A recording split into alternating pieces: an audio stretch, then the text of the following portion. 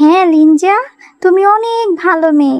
কালকে যে আঙ্গুর ফলগুলো ফেলেছিলে সেগুলো কোনো সাধারণ আঙ্গুর ফল ছিল না, সেগুলো ছিল জাদুর আঙ্গুর ফল। মিশা, অনিতা, তোমরা কি খাচ্ছ? এটা কি আঙ্গুর ফল? ও বাবা, আঙ্গুর ফল খেতে কি অনেক মজা! জানো, আমারও না আঙ্গুর ফল খেতে খুব ইচ্ছে করে। হ্যাঁ রে লিঞ্জা, আঙ্গুর ফল খেতে অনেক মজা। এটা যেমন সুস্বাদু খেতে, তেমনি শরীরের জন্য অনেক ভালো। হ্যাঁ রে মিশা, আমি জানি, আর অনেককেও খেতে দেখেছি। আমারও না খুব খেতে ইচ্ছে করে, কিন্তু কি করব বল, আমার যে মা বাবা নেই, বললেই তো আর খেতে পারি না। হ্যাঁ রে লিঞ্জা, আমাদেরও না তোর জন্য খুব মায়া লাগে রে, কিন্তু কি করব বল, আমাদের কাছে তো বেশি আঙ্গুর ফল নেই। অল্প কয়েকটা আঙ্গুর ফল ছিল, তাই মা আমাদেরকে দুই বোনকে খেতে দিয়েছে। এই জন্য তোকে দিতে পারছি না। তুই কিছু মনে করিস না রে লিঞ্জা, আঙ্গুর ফলের যে অনেক দাম, বেশি থাকলে তোকেও খেতে দিতাম। না রে মিশা, আমি তো আঙ্গুর ফল খেতে আসিনি, মামি বাজারে গেছে বলে তোদের সাথে একটু খেলা করতে এসেছি। অনেক দিন তো হলো তোদের সাথে কোনো খেলাধুলা করি না, এই জন্য খেলা করতে আসলাম। চল আমরা খেলা করি। হ্যাঁ, কিভাবে খেলা করবি বল? তোর মামি তো তোকে দিয়ে অনেক কাজ করায়, আর কাজ করতে করতে তুই তো খেলার সময়ই পাস না, কিভাবে খেলা করবি বল? ঠিক আছে মিশা, আমি এখন চলে যাচ্ছি, তোরা বাড়িতে আসিস, অনেক দেরি হয়ে গেছে। মামি তো এখনই বাজার থেকে চলে আসবে। ঠিক আছে লিঞ্জা, তুই চলে যা, তোর মামি জানতে পারলে তোকে অনেক মারবে। কি ব্যাপার? আমি বাজারে যাওয়ার সময় মেয়েটাকে যে বাড়ির সব কাজ করে রাখতে বলেছি, কিন্তু এ তো দেখছি একটা কাজও হাতে দেয়নি। আজ আসুক বাড়িতে, ওর ব্যবস্থা আমি করছি। ওকে আজ উচিত শিক্ষা দেব। মামি, তুমি এত বকছো কেন? আমি বাড়ির সব কাজ করে দিচ্ছি, তুমি আর বকো না মামি। কি হয়েছে মানে? আমি কখন বাজারে গেছি আর বাজার থেকে চলেও এসেছি, এসে দেখি একটা কাজও তুই করিসনি, উনুন পর্যন্ত জ্বালাসনি। পাড়ায় পাড়ায় না ঘুরলে তোর কি হয় না নাকি? আজ তোর ব্যবস্থা আমি করছি, যাতে সারা জীবন তোর মনে থাকে, আর যেন তুই কাজে ফাঁকি না দিতে পারিস। দাঁড়া, আমি আজকে তোকে এমন শাস্তি দেব যে বাড়িতে না থাকলে তুই যেন আর কাজে ফাঁকি না দিতে পারিস। মামি, আমাকে আর শাস্তি দিও না, আমি আর কাজে ফাঁকি দিব না, আমাকে ছেড়ে দাও মামি, আমি আর এমন করব না, আমাকে মাফ করে দাও। মা বাবা, তোমরা কোথায় গেলে? আমাকে ছেড়ে কেন চলে গেলে? রোজ রোজ এত কাজ করতে আমার একদম ভালো লাগে না। মা বাবা, তোমরা আমাকে একা রেখে কেন চলে গেলে? আমাকেও তোমাদের সাথে নিয়ে গেলে পারতে, আমার এখানে থাকতে একদম ভালো লাগে না। কিরে লিঞ্জা, রান্নাটা কি হলো নাকি সকালের মতো আরো 4-5টা চালাবো? হ্যাঁ মামি, রান্না প্রায় শেষ হয়ে এসেছে, আমি এখনই নিয়ে আসছি। মা, এই আঙ্গুর ফলগুলো খেতে না অনেক মিষ্টি, জানো মা, এগুলো আমার খুব ভালো লাগে, আমার শরীরে অনেক পুষ্টি হবে, তাই না মা বলো? হ্যাঁ রে মা, তাড়াতাড়ি খেয়ে নে, তা না হলে ওই মেয়েটা আবার চলে আসবে। তোর কোনো কিছুই সহ্য হয় না, ও দেখলেই খেতে যাবে। তাড়াতাড়ি খেয়ে নে তো দেখি।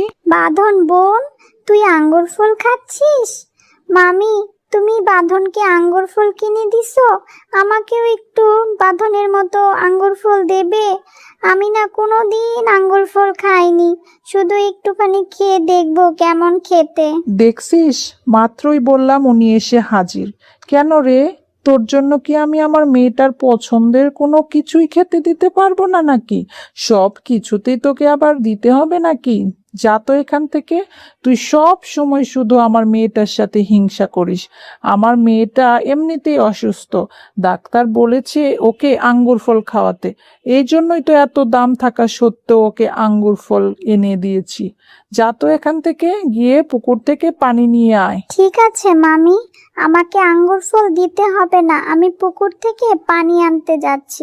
এরপর লিঞ্জা পুকুর ঘাট থেকে পানি আনতে চলে যায়। আরে, এই গাছে তো দেখি কোনো পাতাই নেই, এক ঝোঁকা আঙ্গুর ফল এবং একটি ফুল দেখতে পাচ্ছি। কি আশ্চর্যকর বিষয়! সৃষ্টিকর্তার কি অশেষ মহিমা! যাই হোক, এই আঙ্গুর ফলগুলো আমি এখন বাড়ি নিয়ে যাই। মামিকে বলবো আমাকে আর বাঁধনকে আঙ্গুর ফলগুলো খেতে দিতে, তারপর আমরা মজা করে আঙ্গুর ফল খাবো। এরপর লিঞ্জা সেই আঙ্গুর ফলগুলো নিয়ে বাড়ির দিকে চলে যায়। মামি দেখো আমি কি নিয়ে এসেছি, কতগুলো আঙ্গুর ফল। এই আঙ্গুর ফলগুলো না আমি নদীর ঘাট থেকে পানি আনতে যেয়ে একটি গাছে পেয়েছি, আর তাই এই আঙ্গুরগুলো নিয়ে এসেছি আমার আর বাঁধনের জন্য। তুমি আমার আর বাঁধনকে আঙ্গুর ফলগুলো ভাগ করে দাও তো। এসব কি বলছিস রে লিঞ্জা?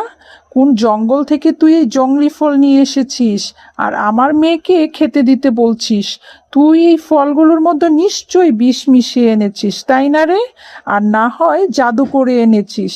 এটা খেলে নিশ্চয়ই আমাদের মামের ক্ষতি হবে। না না মামি, আমি এসব কিছু করিনি। এই ফলগুলো তো আমি আমার আর বাঁধনের জন্য নিয়ে এসেছি।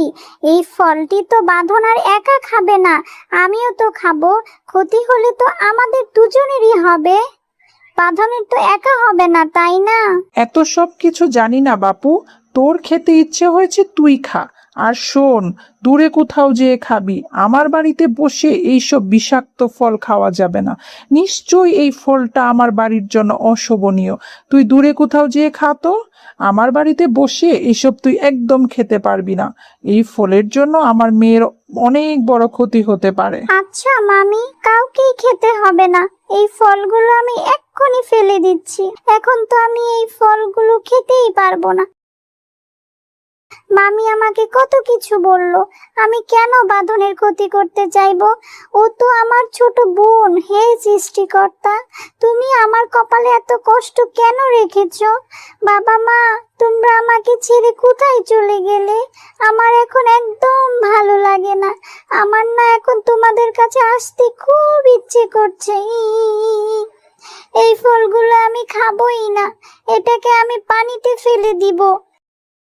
তারপর লিঞ্জা সেই আঙ্গুর ফলগুলোকে পানিতে ফেলে দেয়।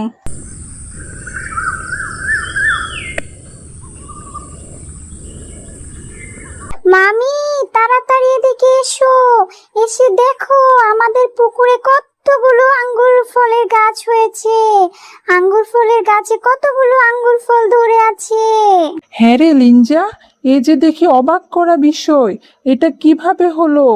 মামি আমার মনে হচ্ছে কালকে যে আঙ্গুর ফলগুলো পুকুরে ফেলেছিলাম, সেই আঙ্গুর ফল থেকে মনে হয় এই গাছগুলো হয়েছে।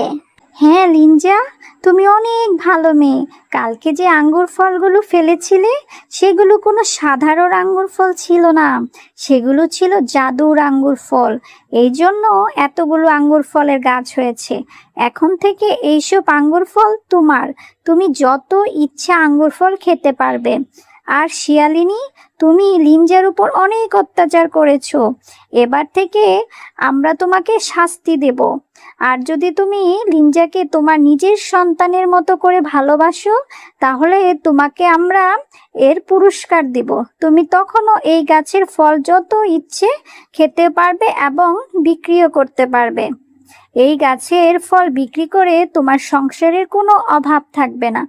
কিন্তু তার জন্য তোমাকে লিঞ্জাকে তোমার নিজের সন্তানের মতো করে ভালোবাসতে হবে এবং কখনো তার সাথে কোনো খারাপ ব্যবহার করা যাবে না। সত্যি সত্যি বলছো জাদুর আঙ্গুর ফলের গাছ?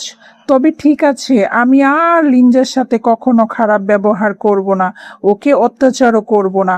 ওকে আমি আমার মেয়ের মতোই ভালোবাসবো। হ্যালো ছোট্ট বন্ধুরা, গল্পটি ভালো লাগলে অবশ্যই সাবস্ক্রাইব করে দিবে এবং পাশে থাকা বেল আইকনটি প্রেস করে আমাদের সাথেই থাকবে। ধন্যবাদ।